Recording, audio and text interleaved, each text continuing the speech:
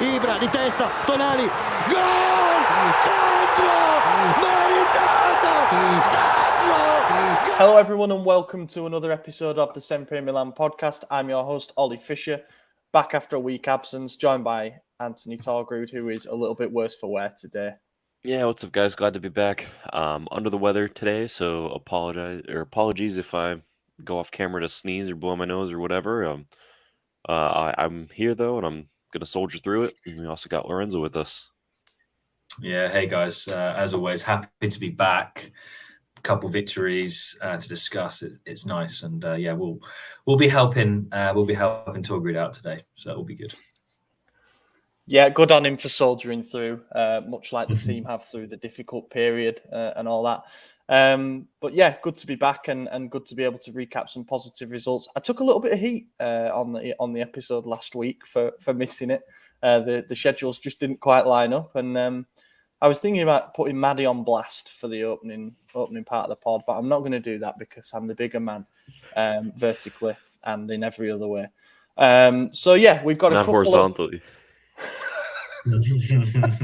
Hey, he's still got it. He might be ill, but he's still on form. So yeah, boys, we've got a couple more wins to recap, and it seems that one goal is all it takes at the moment. And we've got a game against Atalanta to preview. But it does feel like, before we head into the game specifically, it does feel like we're all a bit chirpier. That maybe we're seeing the light at the end of the tunnel, or when we're in that light already, I don't know. But we had a very bleak sort of start to 2023 when you look back on it. It was only when we won that game against Torino, which was obviously recapped last week, that I realised 7 games and essentially a month without a win is a hell of a long time. It is a long, long time, especially when the goals were flying in and everything. But we got that win against Torino. There was some worries that might be a bit of a false dawn because the performance wasn't particularly convincing, and it just took one moment of quality to win the game. And then we headed into the game against Spurs. First leg, last 16, Champions League tie at San Siro. So we hosted Antonio Conte's Spurs, and also must mention at this point that Conte stayed in Milan after the game because he isn't feeling great after he had his gallbladder removed, and Spurs' assistant has now taken over for the time being. So best wishes to Conte, rivalries aside and everything. But yeah, Spurs came to the San Siro, 75,000 fans. It was a raucous atmosphere. As the teams were coming out, there was a display from, I presume the Curva have organised it, that covered basically every single seat. It was a message to the team on our biggest European night in almost a decade, that the fans were all with them. And we hope that we could take another step forward out of what has been a difficult moment. And I think it would be fair to say that we rose to the occasion. Spurs have not been in brilliant form so far in 2023. And in general, they've seen their top 4 push. They've been inconsistent, in trying to reach that objective. And certain players have been out of form that they needed to be in form, like Heung-min Son. But I don't think any of us expected a clean sheet. Would that be fair to say? No, I expected much worse. I think I said 2-2 in the preview, and I'm, pleasantly surprised to be wrong there. You mentioned biggest game in a decade, and yeah, this was our first knockout game in over a decade, like just a couple days more than 10 years exactly, which is bewildering. And if there's a lot of fans out there, this was the first time I've ever seen us win a knockout game, which is insane to think of. 7-time European champions, and here we are with our, all the new fans, the kids born in the 2000s. They're just like, wow, we finally saw a knockout victory.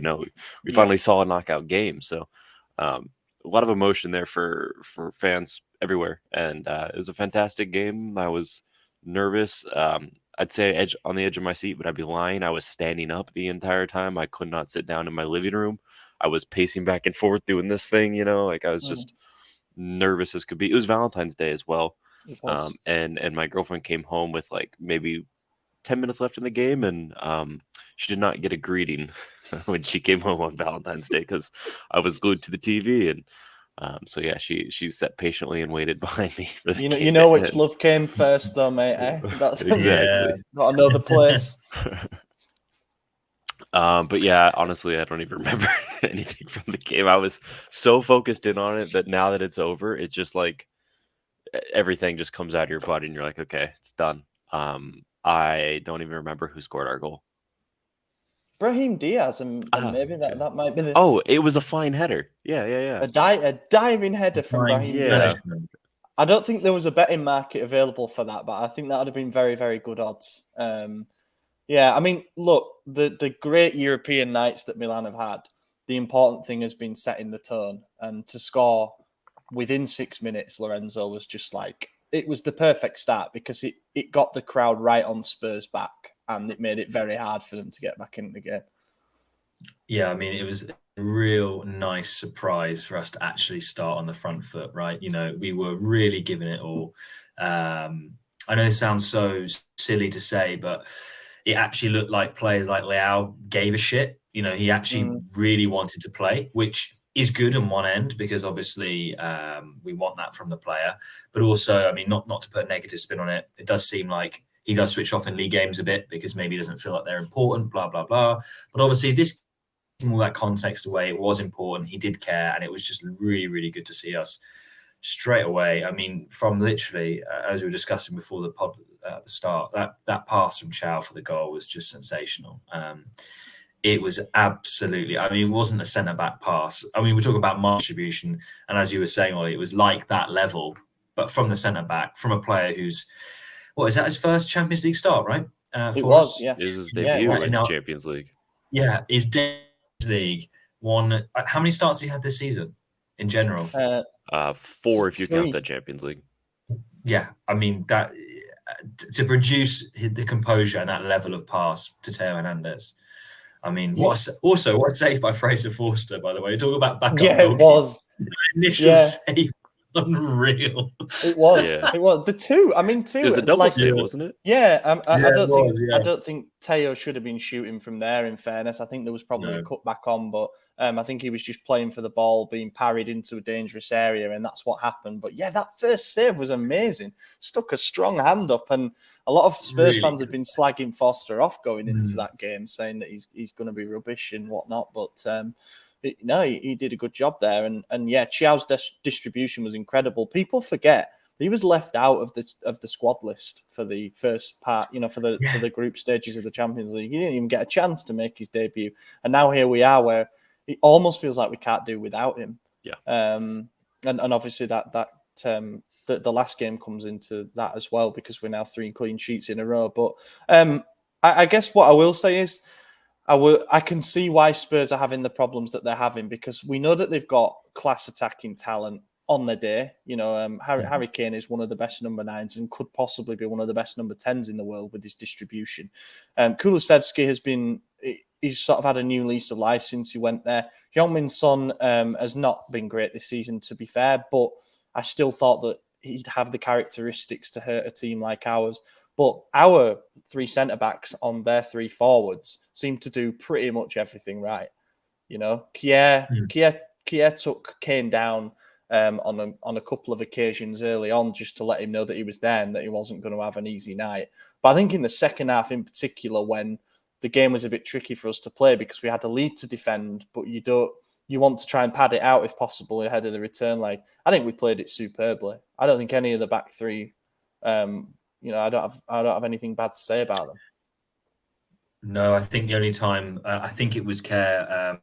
This isn't a slight on him because, as we were just discussing, Kane is legitimately a world class player, one of the best strikers. He almost scored out of nothing. I think that was spinning Kerr in the second half. It was a bit the shot that hit the underside of the bar, but again, that's no slight on the Dane because Kane can do that. So I would.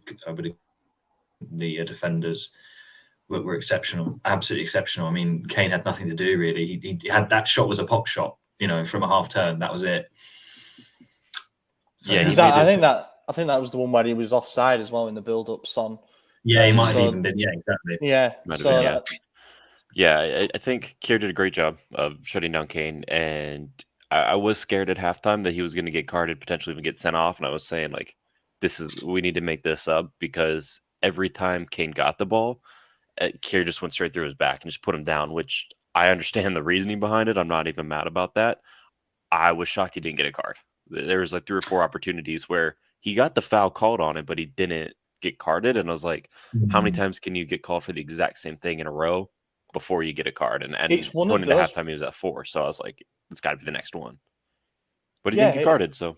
No, and that's great. It was one of those as well where the fouls were happening so far up the pitch that they were thwarting the attacks before they could really spin and get into space. But at the same time, if those fouls are happening 30 yards further back and in our half, he's definitely getting carded on potentially the first or second one. So maybe it's smart play to cut it out that far up and know that the ref don't have the bottle to pull a card out. Yeah, I mean, that could have been it. That could have been the strategy. I mean, knowing that, look, everyone in the Spurs front line is quicker than Care. Every single one of them. And that's not even an insult. They're just really fast. So knowing that as soon as they get the ball, just take him out, sit him on his ass. Can't do anything about it, you know? So that seemed to be the strategy, and it obviously worked. It seemed like they had a similar idea, and they weren't as executing it as well with Christian Romero, who should have been sent off. I think that was kind of a unanimous feeling amongst both fan bases, but obviously wasn't something that was going to be called. So it didn't get called. It should have been reviewed. It wasn't, but it was clear studs up into was it Tonali's shin? I can't remember. Tonali, I hadn't even spotted that at first, and I was watching the game with the missus, and she said she plays football, so she understands all about impact injuries and stuff. But she said, rightly so, that the only thing that stops that being a really nasty injury for Tonali is the fact that his foot wasn't planted. If his foot was planted, it's potentially a leg break.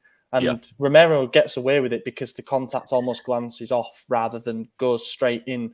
And I honestly don't understand how it hasn't been given as a red card. It's reckless play. He actually left the ground at one point, which is meant to be a red card in itself. Studs were showing. I think it was a really, really poor oversight by the VAR because the refs can see it in real time and judge force. He judged it to be a yellow card. So he's obviously seen some part of the offence. But the VAR then has to step in and say it was reckless. He endangered an opponent. It could have been a serious injury. And Romero's got form for this, you know. He sometimes just completely loses his mind and makes these daft tackles. And that's why I think a lot of people don't respect him as a player. I think actually on the flip side of that. Go ahead. Yeah, well, yeah, he is. I was going to say, actually, kind of glad he didn't get a red card because I am almost convinced he might in the return leg. He's a weak for Spurs in the sense that he's actually a very good defender, but he lets his hot-headedness too much, like overtake his judgment far too much. He is the sort of player that I could genuinely see if we are, I don't know, stressed in a situation, either losing, winning, or he's the sort of player that could force a mistake. So I'm kind of glad that he wasn't because I feel like he'll do it again at Spurs. I'm not saying he's a player that would, mess it up for them because he's bad mentally from an aggression point of view. He's bad mentally, yeah. No, I get what you're saying. Mentally, guys. Yeah.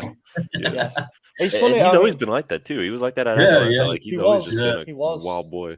Yeah, he earned that reputation when he went on loan at first from to Genoa. And since then he's sort of been, regarded as a hothead.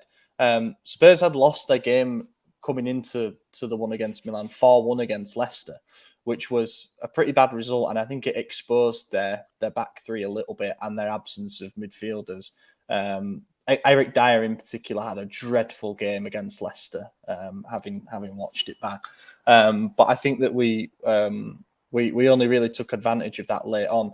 But one thing I will say is that you could tell both teams were trying to bypass the midfield because obviously we had Tonali and Krunic, which it's a better pairing on paper than Skip and Sarr, who were making their first Champions League starts for Spurs. But it's still not necessarily the kind of pairing that can dictate the tempo of the game against level or weaker opponents like Benacer and Tonali can. They did an all right job, but I did just find it funny that both teams went as direct as what they did. I thought Sarr actually did really well. The one thing I would say that kind of hurt him was instead of making that final pass, as soon as he was maybe 30 yards out, he just shot the ball every single time. And one time he got pretty close, and I think that's what gave him the confidence to keep doing it. But it was ultimately that's a coin flip. That's putting it in the wind and just hoping for the best, and it's just not going to happen. So, especially with the form Tata's been in lately, he's been fantastic. This game, the Monza game, he's been in really good form lately. So, props to him. But it's interesting that they lost 4-1 to Leicester before this game, because Leicester was in 17th and they were in 5th, 4th, I think 5th. Yeah. And we were in 5th and then lost to 17th place Sassuolo 5-1 or 5-2. So 3-goal margin. Yeah. Same margin. Really interesting how the tides Yeah. turn like that. Yeah. And another thing that I want to mention as a point of praise is that Spurs actually still have, I believe now, because they've just beaten West Ham 2-0 and scored set piece. But they've got the most set piece goals of any Premier League side. And set pieces have been our weakness. There's no two ways about it. In Europe, not just the Prem. Yeah, that's probably correct. Yeah. And obviously we conceded, for example, the near post header to 5'9" Domenico Berardi, the header to 5'10" Lautaro Martinez, and set pieces rightly were adjudged to be our weak point. I've said on the podcast before that for some stupid reason we're sticking with a mix between zonal and man marking. It was clear that we used a different approach against Spurs. I think sometimes you have to react to the threat that's in front of you. And we had man on man at pretty much all times, especially for those free kicks that were in the first half that were sort of just left of centre. They had 2 or 3 of those. And then from corners, we did a really good job of clearing the initial ball as well. So that was a real positive step forward, because any punter would have been looking at that saying Spurs are definitely going to score a set piece, at least one.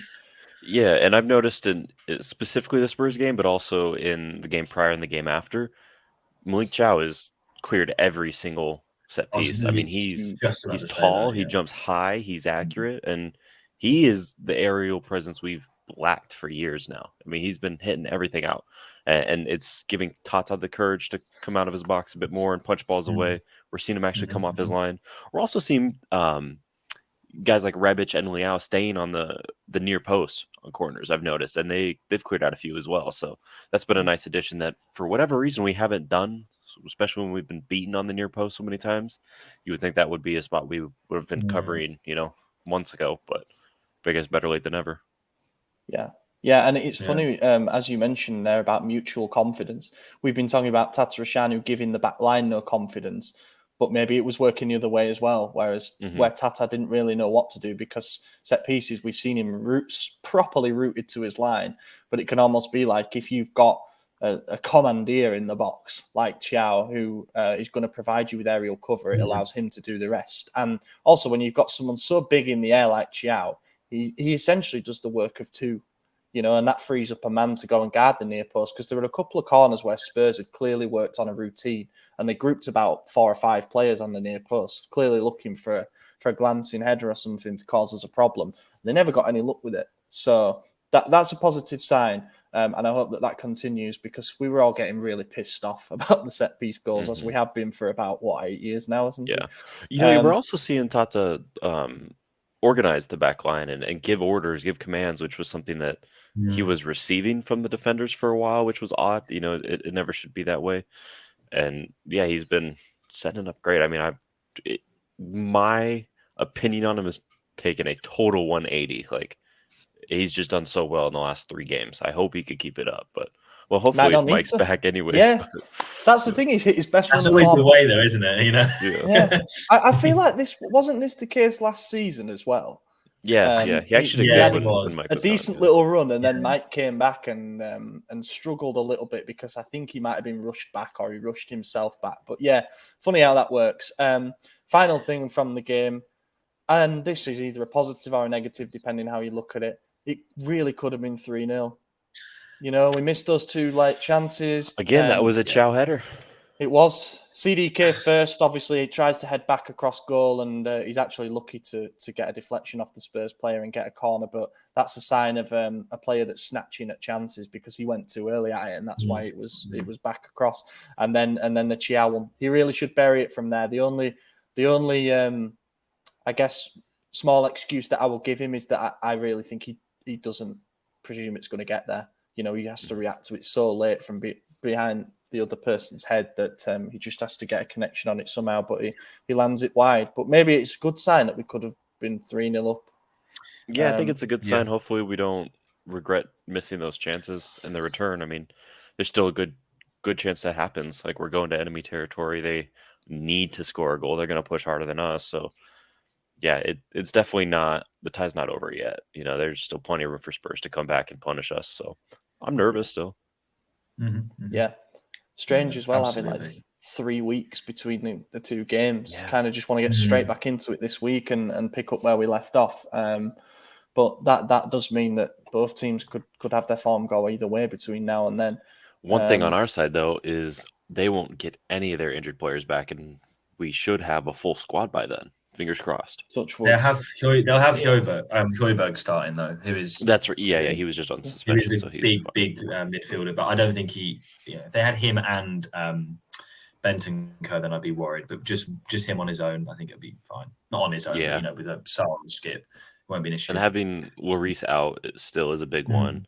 The back line still big, so hopefully Son and Kane are just silent again. Yeah.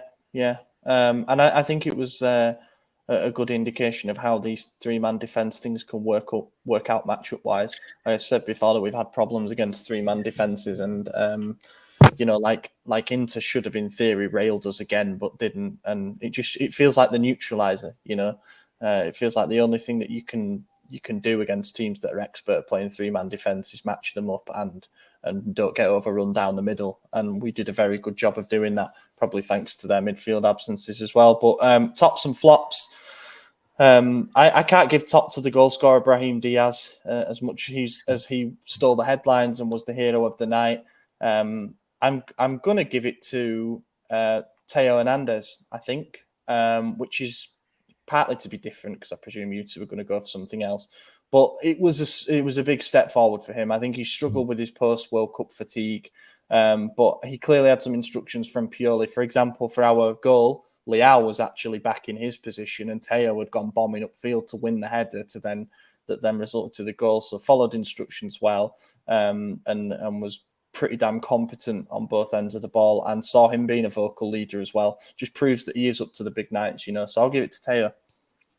I'm going to do one that is not the one that we are expecting, the one that we actually discussed in the podcast. We're going to go with someone who hasn't been discussed at all. I'm going to go with Thiaw. He was the UEFA man of the match. And, you watch the highlights, he was fantastic. He obviously didn't have a goal, he didn't have an assist, but he was involved in build-up. And you see the way Spurs double covered him every single time. You could go back and watch the highlights. I mean, he took on 3 players at once, multiple times, and beat them every single time, got the cross off.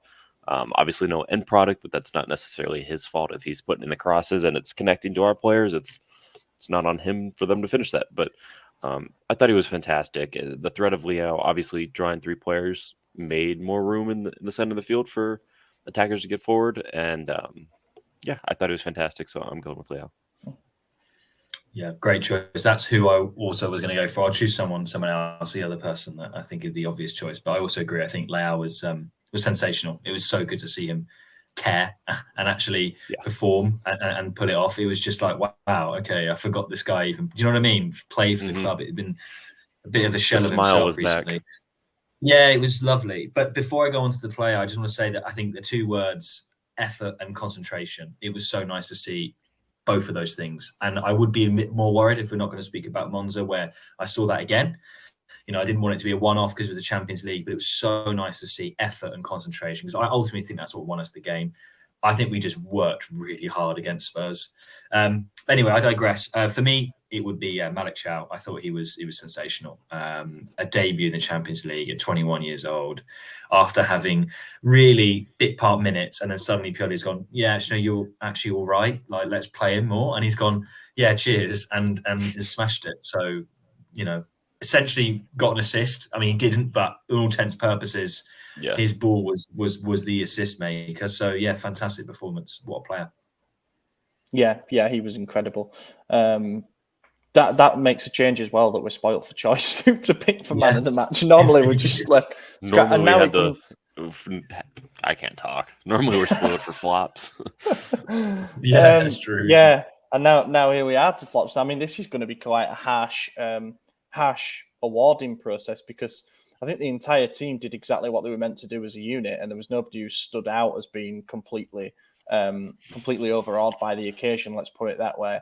But I do have one sort of, I don't know, like a little sour impression in my head, and that was from Krunic, which I think this was harsh, but he made a few silly fouls. Some of them were actually harsh to be called, but when you know that that's the standard and they're calling them, you've just got to be a bit more careful with the way that you're intervening, especially with how good they are at set pieces. And also, there were times in that second half where I'd have liked us to dictate the pace a little bit more. Tonali had a good game, and I just think I think Krunic looked that little level below, but then that kind of flipped for the Monza game. So it's funny how it works, but I'm not saying that he was awful by any means. Just, he was there. Yeah. I was going to pick Krunic as well, but I'll change it up. And again, this is harsh because he played, I think, 35 minutes, but I'm going to go with Macias. I just don't like him in the wing back role. I don't think he's good enough defensively. Obviously scored the goal in the Monza game, but we're talking about the Spurs game. And I thought he was very ineffective in just about everything he did. But it's not like he was bad. It's just, we really had a great game. So it's hard to pick a flop. So since we're being critical, that's what I'm going with. Well, I'm going to be even more critical because I'm going with the goal scorer, which is like, oh my God, crazy. But any excuse for me with Brahim Diaz. That goal was anticipation, right place, right time. You can't take anything away from him. Other than that, he did nothing all game. He did absolutely nothing all game and was bullied. Why Pioli is playing him against Premier League opposition, I do not know. He simply is not strong enough. He does not have enough time on the ball that he likes, and his decision making is terrible. It's absolutely terrible. I don't think I've seen a player that is able to get in a position through his natural low center of gravity and dribbling and then make the wrong decision as consistently as Brahim Diaz. I don't think I've actually seen a player do that. So for me, even though he scored, and I thank you, Brahim, for scoring, I think his overall performance was really, really poor, if I'm honest. But he did score, so thank you. Well, that's how I feel about the Monza game, so I get it. Yeah. I agree with that. I think he was well. I do think, as you alluded to there, quite a lot of the blame lies with Pioli. Like, he's not giving him good enough matchups, especially when it was kind of obvious that Spurs midfield might sit a bit deeper because they need the protection and there wasn't going to be the space between the lines. In fact, there never usually is against Conte teams. But he got the goal, so I suppose he gets the headlines. But yeah, I don't know. Right, let's move on. So we were back in action after a few days of hiatus, but we didn't have a long travel for this one. About 40 minutes up the road to the U-Power Stadium it is now, which is a bit of a strange one.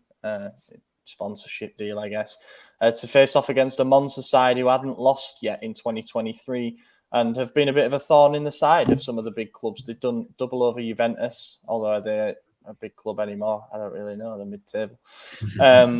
If they didn't have the point deduction, they'd be above us. Yeah. How many points? They 1 do. 2. How many is it? 3. It'd be like 3. They'd be 3 points above us. That's pretty funny, actually.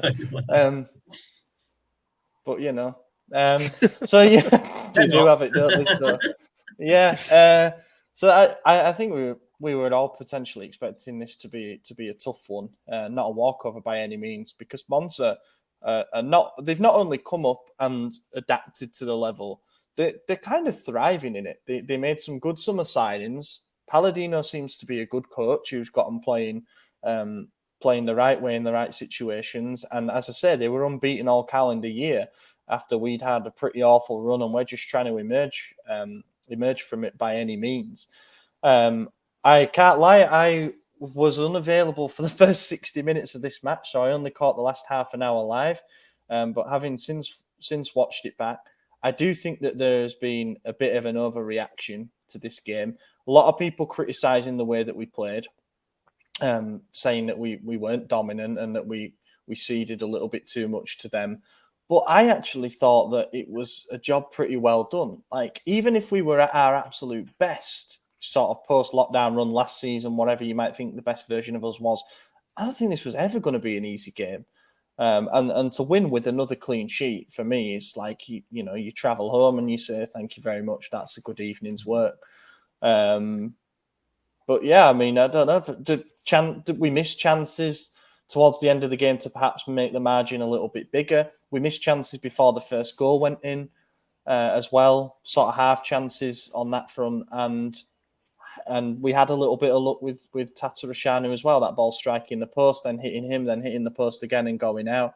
Where are we on the satisfaction meter for this one? I mean, it's a win, so at the end of the day, 10. But performance-wise, like a 6 out of 10. Yeah. I actually was not happy with this game. In fact, I think I displayed the most negative emotion watching this game than any other game in recent time, which is crazy after January. I think January I was just numb, and this one I was like, don't fucking do this to me again. Especially when CDK missed that chance. Everything on my coffee table got tossed, just gone. I was like, fuck this. But just going down the stats, man, like our XG was 2.25, so we should have scored more goals, but we had less possession.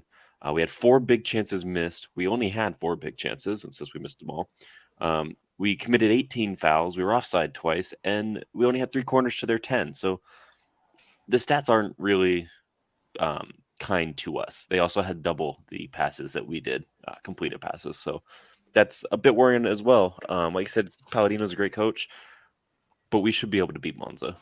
We scored 4 on them in the reverse. No reason we shouldn't have been able to get more in this game. We had so many opportunities, and it seemed like there was just a lot of selfish playing from the players. The big one that comes to mind was Thiaw running down one-on-one with the keeper.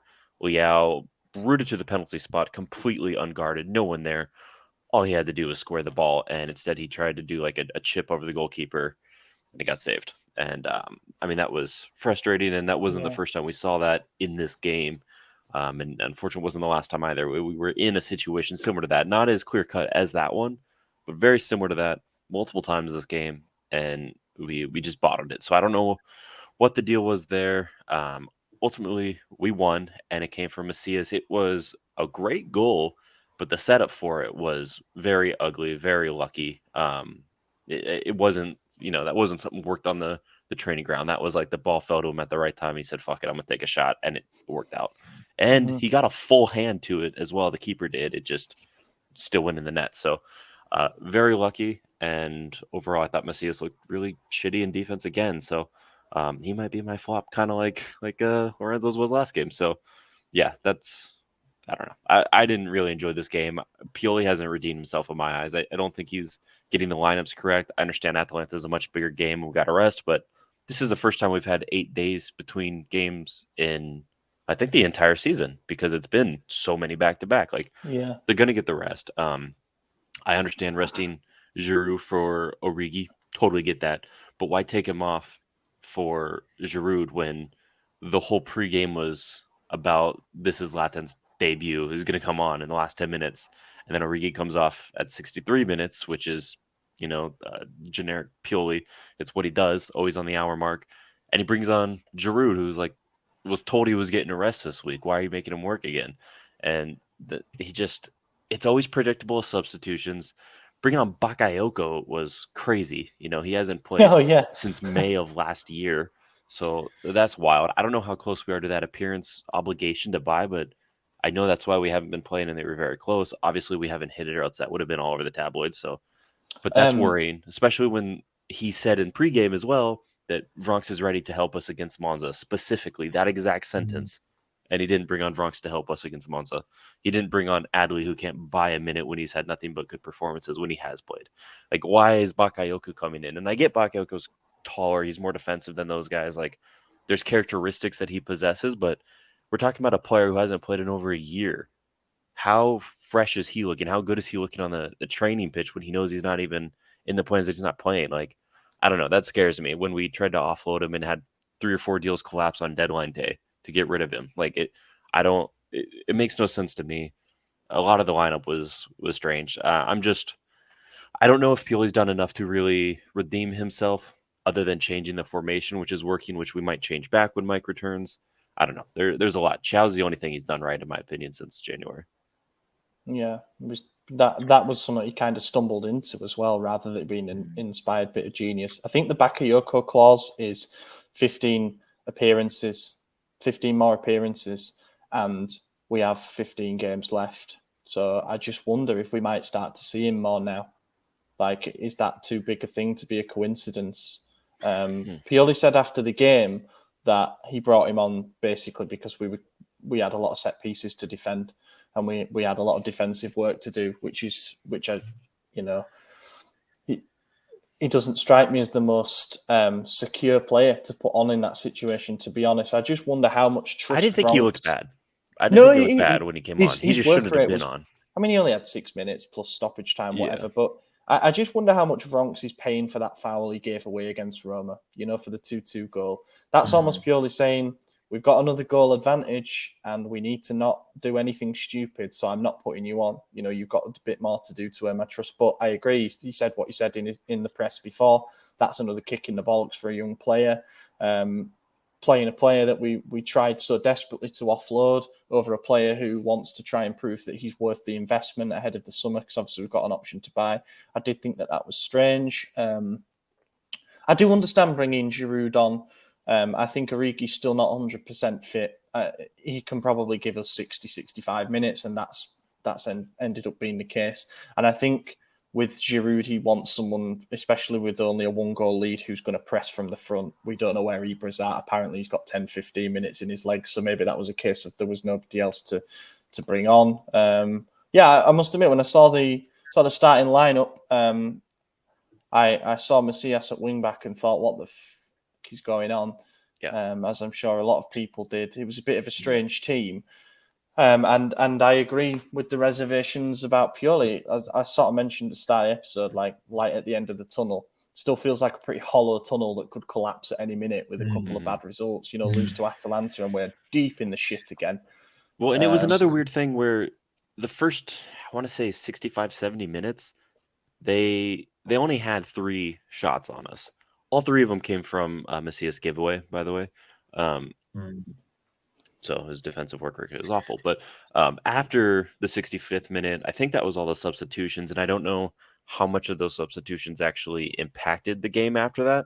But we were conceding shots left and right. That's when they added 7 corners in 15 minutes. I mean, they brought it to us, and it was really like we were just holding on at that point. And that's what scares me, is that we can't finish a game strong anymore. We should be able to play the way we played for the first hour of the game, for the last half hour of the game. I don't know why that's so difficult. And it seems like we're just not doing it. So I understand our depth isn't strong, and blaming it all on the substitutions is a little harsh, but I don't know. They're all on the same training pitch. They all practice together, so they should be able to follow the same game plan. Yeah. I have to echo a bit of both of what you said, but definitely on your frame of mind, Torgrud, because I thought it was really bad. Now we won, but I think it was luck. I'm not taking anything away from the fact that we won. And again, you know, we did enough, and the change of formations obviously plugged that hole. Great. But it was bad. You know, I think we played bad football. Not even if the individual performances in some cases were also poor. I think looking at those stats that you just said, and thinking back at how we actually played, it was not good football. And we've really been struggling, you know, put good combinations of play together. Messias, I mean, why? Gotta go. Why is he playing? You know, Salamakers is fine. You know, the guy's fine. He's healthy. He's not been eating too many chicken nuggets. Play the guy. Don't play Messias. But again, he did score.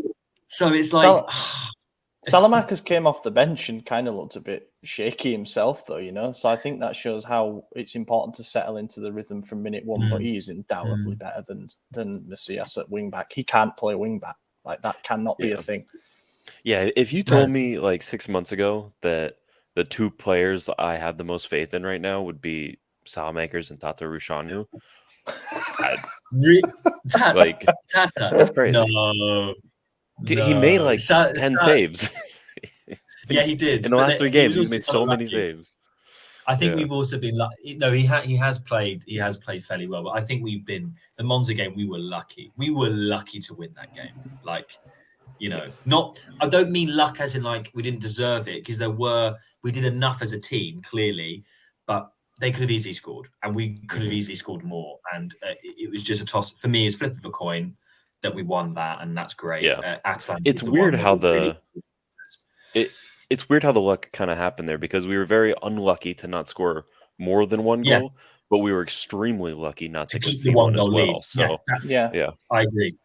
Yeah. For me, the And Atalanta game will be the litmus test of really where this team is for either we stay at the 3 at the back or 4. This next game is it. Then I can really be like, okay, thank you, Pioli. Yeah, I think there's like a thing with obviously the terrible run of form that we went to a 3-man defence to try and secure a bit more cover, and I think we have looked more cohesive. We've definitely been more defensively organised and disciplined. We've got 3 1-0 wins. We've not played brilliant football throughout those 3 wins, but is it that we've got a platform now, having had it decimated before? We've now got something where we can build on. Okay, let's win the next one 2-0, and then let's win. I don't know if that's how it's going to work, but the stat is quite scary in that those last 3 games we've had less possession than the opponents, which suggests that we're not winning comfortably, and we don't actually really know how to control games fully with this new system. It's the first time since under Montella that we've had 3 games in a row with less possession than the opponent. So there needs to be something that comes from this, because we cannot keep getting results this way. Eventually we will drop points playing this way. But I suppose that's 3 games in a week, and it's 3 wins, and it's something that none of us saw coming. So we take that, we bank it, but this is how Pioli now proves to us all that he's turned it around. The next performances have to get better and better, otherwise the same fears will remain. One thing about these 3 games, though, that we haven't had Benacer these 3 games. He's our best player. He's our most important player. Yeah, he is our most important. I agree. Yeah. I think put him in this system, and I bet we do have more possession than whoever we play once he's there, be it Atalanta or I don't know, whoever comes next. I'm curious though. I think we should stick with this system more so than going back to back 4, even when Mike returns. I actually agree. I actually agree. The only thing is I don't know if it's not sustainable from a next season point of view, because these sort of formations you have to have certain players for it, and I think we don't have the characteristics of the players. Sort of workhorses. If we had Kessie, for example, I'd be a bit more confident. Maybe this actual 3 at the back could be something next season, but I think it's very much for let's just get to the summer, get top 4 maybe at best, because we just don't have the personnel for it. We are a possession-based side. That's where we excel. We've the best football. The characteristics of our players are like that. But yeah, I agree. At the moment, it's clear that it's more solid, and ultimately, we just need to get wins. So no matter how we do that. Yeah, top performer for me. I didn't pick him in the last game, so I'm going to take the chance to do it now. Malik Thiaw, just fantastic, resplendent. I can't remember what I tweeted exactly, but he's a graceful but athletic unit. You know what I mean? Like he's huge, and I would hate to go up for a header against him. But at the same time, he can make it look so effortless. He almost seems to glide across the pitch and soar in the air. He's composed for 21. It's incredible, really. It is incredible. And we shouldn't be surprised to see him be a leader and to be up to the big occasion, because he's Germany's under-21 captain, which is quite a prestigious thing. And I'm just chuffed to see him doing so well. 5 million euros we paid for him, 2 million bonuses, but it feels like he's been given his chance and he's taken it with both hands. So buzzing for him. Yeah. I'm not going to add anything to that. Just completely exactly what you said. And Thiaw. Yeah, I also have to. I think there's going to be a full house because I don't think any other player played well in the Monza game. To be honest with you, I thought they were all below. They were all 5, if not less, with Messias somehow being a 2 and scoring, as I'm sure Torgru will touch on in a bit. So I will agree with that sentiment completely. Yeah, Thiaw is flawless again, brilliant player. Flop, easy for me. Origi, piss off, crap, useless. What's the point? Like, you get a chance and you do nothing to suggest that you should have another. I know he's had an injury layoff, and I know he's going to need a little bit of actual game time to kind of get up to speed, especially now we've switched formations. But my God, at least use your athleticism. At least use what you've got going for you to try and do something. Like, it just is not clicking, man. It's not clicking. Yeah, he's definitely the striker profile that should work in this system as well. That's the scary thing, and he's non-existent. I mean, I cannot think of one thing he did the entire game, not one. Like, other than getting subbed off early, that's the only thing I can think of. So he's definitely a good choice, but I am going to go with the goal scorer Macias. He just looks so shitty in defense, and as a wingback, like, defense is really important. When every shot, when every chance that they create is coming from your side, whether it's directly your fault or indirectly your fault, like, that's where you need to be covering, and he wasn't, and it was causing Kalulu to have to work overtime, who actually did pretty decent, but again, he was all over the place because he had to cover for all of the holes Macias was leaving. It's the same issue I have with Calabria, and it's an issue I don't have with Salamakers in that position. Salamakers is always there defensively. There's one thing you see Salamakers do when they're making the opposition's making a pass. He runs from behind and he cuts those off. He intercepts it and then makes his run with the winger mentality.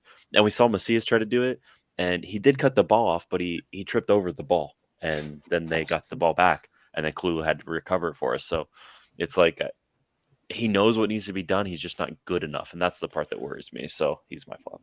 The role for Macias has got to be the right side, behind the centre forward in the attack somewhere. You cannot have him exposed out there as the wing back, because we actually have a player who is probably a prototype wing back in Dest. Like, yeah, he would do a better job at wing back. I'm almost convinced. But yeah, I feel like Macias was thrown under the bus a little bit there as well.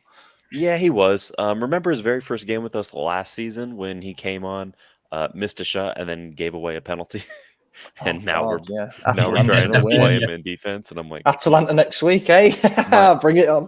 My entire podcast spiel that game was, why do we have a defender, a winger tracking back in defense? He shouldn't be there, and now we're playing him in defense, and I'm just like, yeah, it's blowing my mind. So here we are, Lorenzo.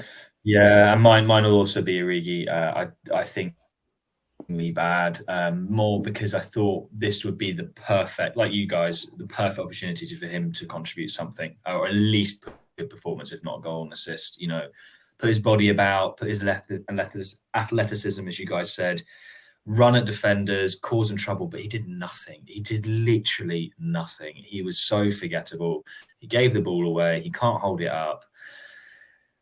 It's just a shame because he's clearly got the ability. The 2 goals he scored for us have been bangers, like, unbelievable goals. He's clearly got the characteristics, but for some reason he can't put whatever he's got in his brain and on his feet together at the right moment in a football match. And it's kind of worrying. The only benefit or sort of positive thing I suppose we can look at is the fact that he's 27. We're going to have him for 2 more years at least. You'd like to think that makes one me season. Want to cry. Yeah, I know, but you think 4 million a year. Yeah, no, it's a lot, but you got to think. Look, he didn't do. Do you know? I was speaking to Liverpool. My mate, one of my closest mates, is a Liverpool fan, and he was saying, we're talking about Origi, and really, if you look back at what he did at Liverpool, he wasn't great. He just did that same thing in really big moments. So perhaps there's an element of that's what he's always been. That is kind of it. And hopefully he might do it for us in a final or a league-winning game in a year, or even a Champions League knockout game. Who knows? But it's clear that he's never going to be a 15-goal season striker. It's just not going to happen, which is a shame. Yeah. So we have a big game coming up on Sunday at San Siro against Atalanta. Atalanta coming into this one off the back of a pretty difficult result. They lost 2-1 at home to Lecce, which has put a spoke in their wheels for the time being. Must say I had a 5-fold Serie A bet on Sunday that required Lookman to score. Everything else came in, would have been 660 quid. He was a yard offside. How much? It was like a tenner. But it wasn't that mental. It was Lookman to score, and obviously he's on great form. It was an Empoli centre back, Ismail something, to be booked in the derby, obviously against Fiorentina. Immobile to score, Juve to win, Roma to win. So everything else came in, and Lookman was a yard offside in that game, and that's what ended up costing me. But here we are. Atalanta flew out the traps. They won 8 out of the first 10 games and got themselves established in the top 4, and everyone was even talking about them as being along with the sort of jostling for second place. Then they had a really bad run in the build up to the break for the World Cup. They lost 4 out of 5 in that. And as mentioned, they've had a little bit of a wobble recently. Even they lost 1-0 away at Sassuolo. Then they went and won 2-0 at Lazio. Then they lost at home to Lecce. So basically, they're a bit all over the place and unpredictable, as they've always been. They've still got plenty of threat. It'd be fair to say that Lookman, despite my general distaste of what happened over the weekend, is having a great season. Rasmus Højlund is the new big thing. Koop Miners has proven to be a good signing. Gasperini, coach, knows the league well, knows Milan well. How do we feel coming into this game? Bit of a battle for the top 4. Yeah, everything you just said, and yet we haven't lost to them in our last 4. You know, we drew 1-1 in August, but then we won 3 prior to that with 2 clean sheets in it. So 2 goals, 3 goals, 2 goals. So I mean, we've been putting numbers past them, and they're not in great form. So I'm cautiously optimistic because of our form as well. I do think they play a type of football that might give us a lot of trouble, but I think we win. I think we do. I think we beat them, and I'm going to go 2-0. I think this is going to be a good one for us. I'm just looking at their injury situation quickly. Demiral is going to miss this game because he's picked up too many yellow cards, which is centre-back gone. Duvan Zapata is going to miss this game. He's picked up an injury. Mario Pasalic is also not expected, or he's touch and go by the looks of things, and Hateboer's out longer term. So those are some big players that we'll be missing for this game, we presume. And we might have Benacer and Maignan back. Sky are reporting that they are going to be back. Gazzetta, who I don't see as being as reliable, are saying that it won't be. It'll be more likely Fiorentina game afterwards, but that would be massive to get pretty much our first choice 11 on the pitch. You know, that's what it would be. I don't think we're going to have Mike back. I know that, I don't. Yeah, I mean, and that based on no information I have that others don't, it's just I'll believe it when I see it. You know, Yeah, it's just 5 months out. Yeah. I think it all depends on if he's back in training tomorrow. The team have got a day off today, so we don't know if he's back.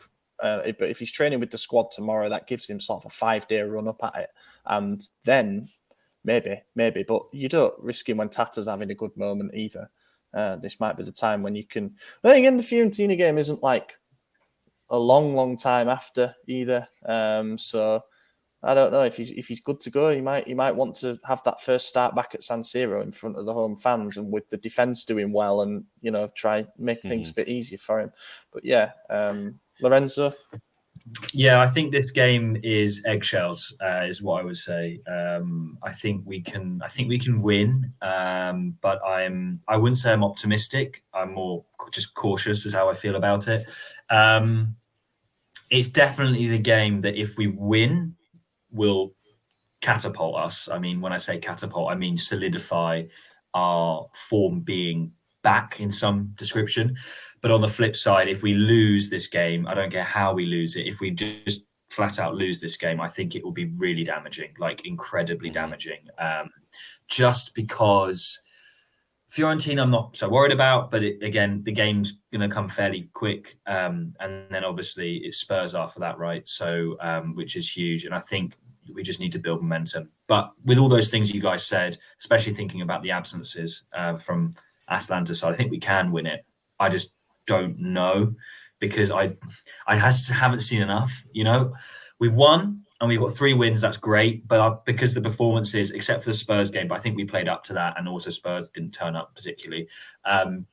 Haven't been so convincing. I just don't know. I think we can win, but I honestly just don't know, and that's because of where the team is. And Atalanta have always given us trouble in some ways, whether it's getting an injury because of them or just because they're tough to play against. So yeah, I feel like this is a must-win. That's what I mean. No, not at all. I agree, but I don't know if we need to put the It's such a tentative. I think we need to go with the calm mindset. I hope not be like that, but at the same time, effectively it is, because I think if we lose it, we're going to regress. Really? Yeah. If we looking at the table, I mean, we're only in 4th right now, and Atalanta's 3 points behind us. If they win this, they have the head-to-head over us. Go equal points. They jump us. We're in Europa League. It's bad. But it's if really we bad. win, we put a 6-point gap between us and Europa League and the head-to-head. It's basically a 7-point gap. I mean, this late in the season, 3 games is a big swing. So I don't know. I think it's pretty important to get a win here, not a draw. It has to be a win. A win. I agree with that. And if we pass this test, we've got a Fiorentina side who are dive bombing basically at the moment after, and then we've got Salernitana at home. Then we've got Udinese away. So you start looking at Udinese kind of dropped off after a brilliant start. You start looking at being able to build a bit of momentum before that Napoli away game in early April. And obviously we've got the Spurs game in amongst that as well. I'm going to say 1-0. Why not stick with it? It seems to be working for us. So I'll have another 1-0. That'd be nice. I think we're conceding. I think we're conceding this game. I just, I've got no idea. I can't predict.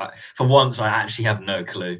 I really don't know. I'm going to predict a win, but I just don't know the score. I've got no idea. Do we think Zlatan debuts? Here? Oh, he needs to play. It depends on the situation of the game. It can't be fucking pageantry. It can't be ceremonial. We have a job to do ultimately, and we can't just parade him out like he's some kind of mascot. Depends on the game. If we're 3-0 up, chuck him on for 5 minutes. Or if we need a bit of a charge, we know that he likes beefing with Atalanta. He's done it in the past, so why not, man? But I wouldn't pre-plan it. If it happens, the moment's right, then do it. Right, A couple of talking points before we do a couple of questions. I'm looking at the time. Don't worry. We keep being linked with, because we were talking about the centre forward situation. Origi not up to it. Giroud will be 37 this year. Ibra's probably going to be retired. We've been linked with a number of different centre forwards. I'm going to throw 4 of them at you, and you can tell me who you prefer and why.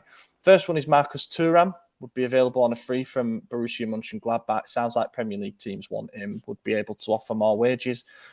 Second one, Folarin Balogun, who's on loan at Stade Reims from Arsenal. Obviously, Arsenal have a couple of strikers already, so they might look to cash in. He's got 15 goals this year, I want to say. With Reims, is he still top of Lagoon's goal? Yeah, I think he might be. Yeah, 15 goals in a mid-table team as well. He's doing pretty damn well. Third one is Rasmus Højlund, who is at Atalanta. Sounds like he's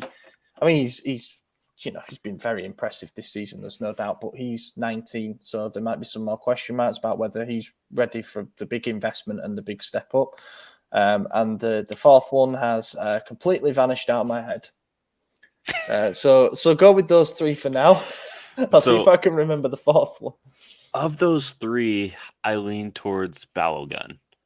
I think he's 21, as you said. So Højlund is fantastic, but he wasn't at the start of this season. He's just kind of slowly growing into it and becoming something great.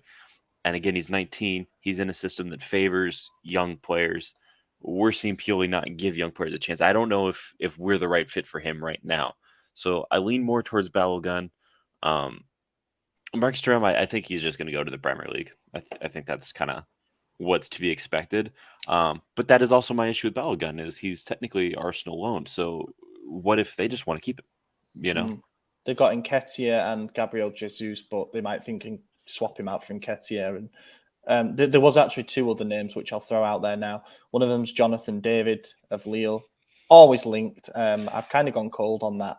But then if He we're has playing, the same amount of goals as Balogun. I got it up right now. if Him, we keep Mbappe, going, and Mbappe. if we keep going with 2 up front and he can be supported and have players around him, then that'd be amazing. But he is not a lone centre forward, so we need to figure out the system thing first. And then the other one is another teenager called El Yewahi from Montpellier, which could be a made up name, but he's actually doing quite well, I think.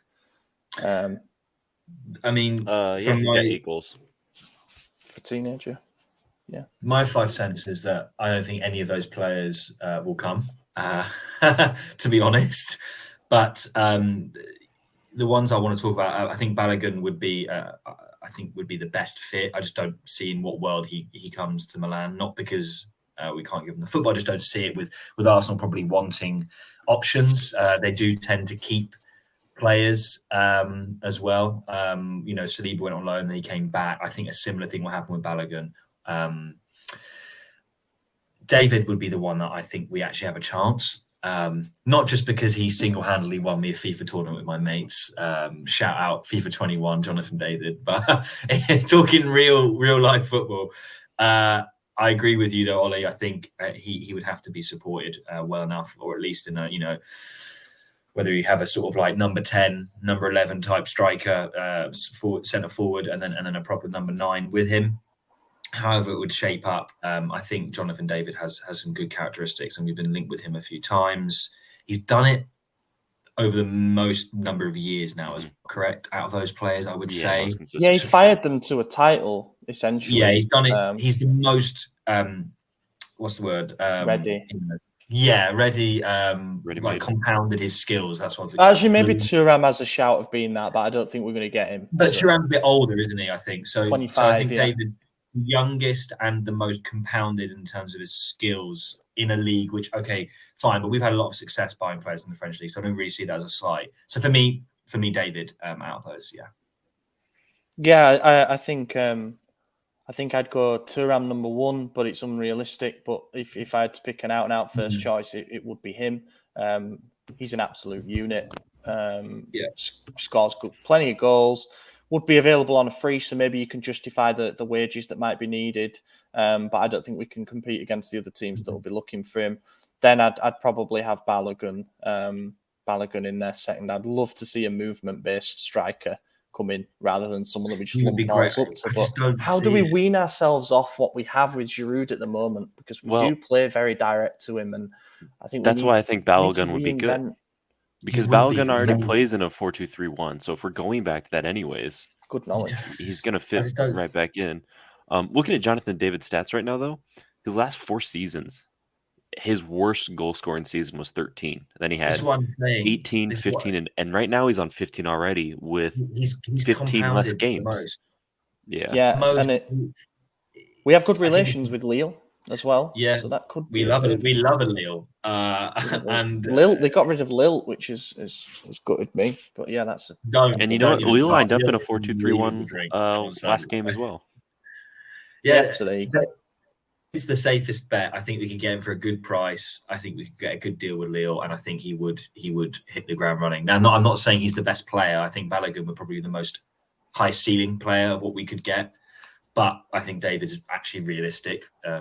Højlund, by the way, only joined Atalanta for like 17 million last summer, so I think they're going to want to triple their money. No, and I don't want to do business with Atalanta. I don't want to do business with them. They'll extort us. I'm not interested. Yeah.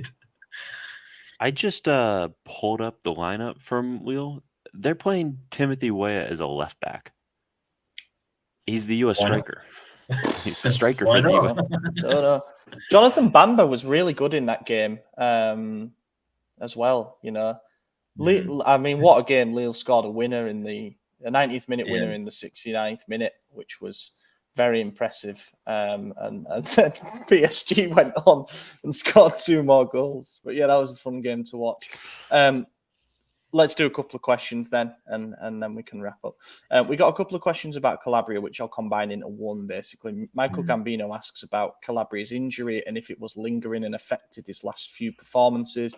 And then we also got asked about the idea of Calabria coming back into the lineup when he's fit, potentially even playing as a right-sided centre-back. wouldn't do that. That's Kalulu's rule. I thought I had the flu. Turns out it was just knowing that question was coming up. Yeah, The idea probably of cool. Calabria as a no thanks. My Not God, for isn't it. Calabria like 5'6" or 5'7" or something? I don't even want to know. I bet he's He's like got to be taller than 5'11". that. Yeah. I Well, think he he's looks pretty 5'10", small. 5'11". He One looks point That's just is because what our I'm back saying. line's all 6'4". 5'10". He's 5'10". Yeah. But he's just Okay. he struggles on the physical side of defensive one. Aerial duels, yes, but even just defensive duels in general. Yeah, he's well one tenacious, but defending. he's not strong. That's Calabria. He's tenacious, but he's not a strong guy. I don't think he has a role in a 3-man defense because he's not a centre back and he's not a wing back. But I don't know. Maybe his role becomes as like a someone that you bring on for Salamanca's and you turn it into a back five or something. But I don't know. It doesn't feel like there's an obvious position for him at the moment. But yes, I do think his injury was causing him problems. AJ was the first to mention it on the pod, saying that he still looks unfit, and I think now we're looking at 10 to 15 days out, according to Sky. And I think that goes to show that he never really got back to 100%. And I hope that's the case because his form wasn't good. But if he wasn't, he's got an excuse if he was injured because he was getting spun left, right, and centre. But if he comes back at 100% and he can contribute in the last part of the season, then happy days. Yeah, he's still great. Hossam Diwan asked, and I know you two might not watch much of the Primavera. I know AJ actually hates it, if anything. Yeah. In your opinion, which performing youth player should be the next to get called up to the squad? Oh, Shaka Traore. Yeah. So there's a list. There's Younes El Hilali, who scored yesterday, Shaka Traore, Andre Kubis, Gabriele Alessi, Darius Stalmak, and Victor Iletu. I liked Iletu from pre-season. I really like. He'd get my vote from what I've seen of him. He's tenacious. He could be a future Kessie type, He really gets stuck in, but he's a bit more box to box than Shield in the defence. I agree with AJ. Shaka Traore is by far the closest. We signed him after he made his Serie A debut against us, age 16, and that shows how ready they thought he was. But we got to handle him carefully, and when he does get promoted full time to the senior team, hopefully Thiaw's still around because I think he could learn a lot from him. About how to use his assets better because he still doesn't do it great. The Primavera are pretty shit still. Like they won their youth league group, which was a real shock considering the teams that we were up against. Salzburg, Chelsea have gone far in the competition last year, but then in the league we're in the relegation playoff places. But so are like Inter, Atalanta, Napoli are all down there as well, which makes it even stranger how the Primavera League works. But the development of individuals seems to be really promising. Like El Hilali scored some huge games this season. Traore seems to be involved in a goal every single game. Kubis is a unit. He's physically the most ready. He's huge. He's like 6'3", built like a brick shithouse. He could probably step up to the physical demands of top-level football straight away, whereas Traore might find it tough. Stalmak is one for the future. We signed him from Poland, and he was very highly rated. He got a goal and an assist in the game yesterday, and he's only like 17, and he's been sort of drip-fed into the... But these players are all, in my opinion, 2 or 3 years away. We've got to be very careful how we handle them because we've rushed players up before and they've ended up really becoming nothing. So I do think we have a talented group. We think we need to get them used to winning domestically. But the youth league progress was good. And I think Abate's learning the trade as well as a coach. It's his first season in charge of a pretty competitive level. It is still competitive. So yeah, out of those, it's probably Traore or Kubis.